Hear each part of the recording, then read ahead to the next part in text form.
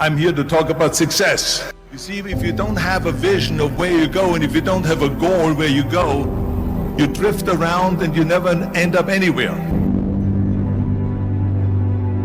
74% hate their job in America. The majority of people don't like what they're doing because they're really not doing it because they didn't have a goal and they followed this goal. They just aimlessly drift around, and then all of a sudden there's a job opening, so they get their job because you have to work. But then when you work, it's a chore. It's work.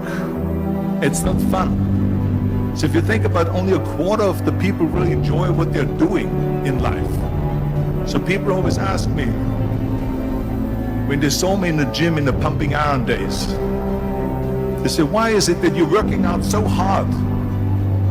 5 hours a day, 6 hours a day, and you have always a smile on your face. The others are working out just as hard as you do, and they look sour in the face. Why is that? And I told people all the time, I said, because to me, I'm shooting for a goal. In front of me is the Mr. Universe title. So every rep that I do gets me closer to accomplishing that goal, to make this goal, this vision, turn into reality. Every single set that I do, every repetition, every weight that I lift will get me a step closer to turn this goal into reality.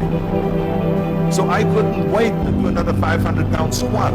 I couldn't wait to do another 500-pound bench press. I couldn't wait to do another 2,000 reps of sit-ups. I couldn't wait for the next exercise. So let me tell you something, visualizing your goal and going after it makes it fun. You got to have a purpose no matter what you do in life. You got to have a purpose.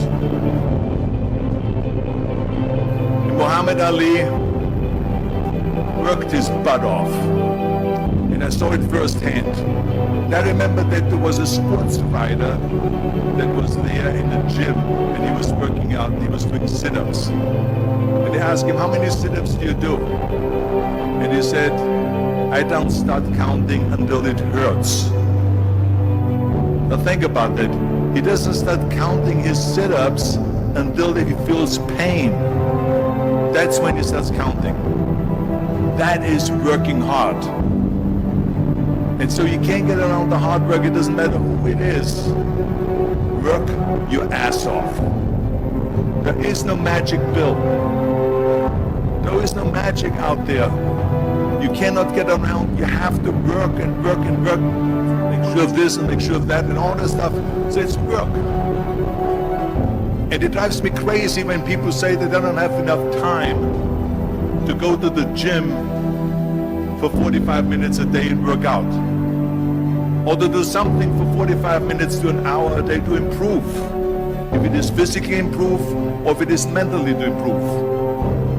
Imagine you read 1 hour a day about history.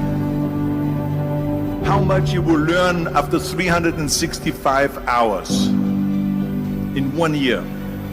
Think about if you study about the history of musicians, of composers, how much you would know.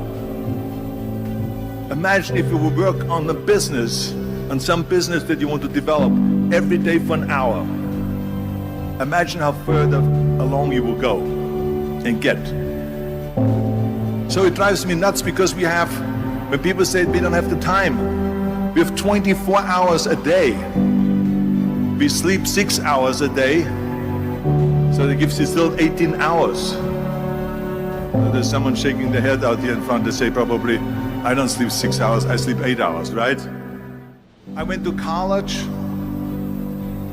I went and worked out 5 hours a day, and I was working on construction. Because in those days in bodybuilding, there was no money. I didn't have the money for food supplements or anything. So I had to go to work. So I worked on construction. I went to college, I worked out in the gym, and at night from 8 o'clock at night to 12 midnight, I went to acting class 4 times a week. So I did all of that.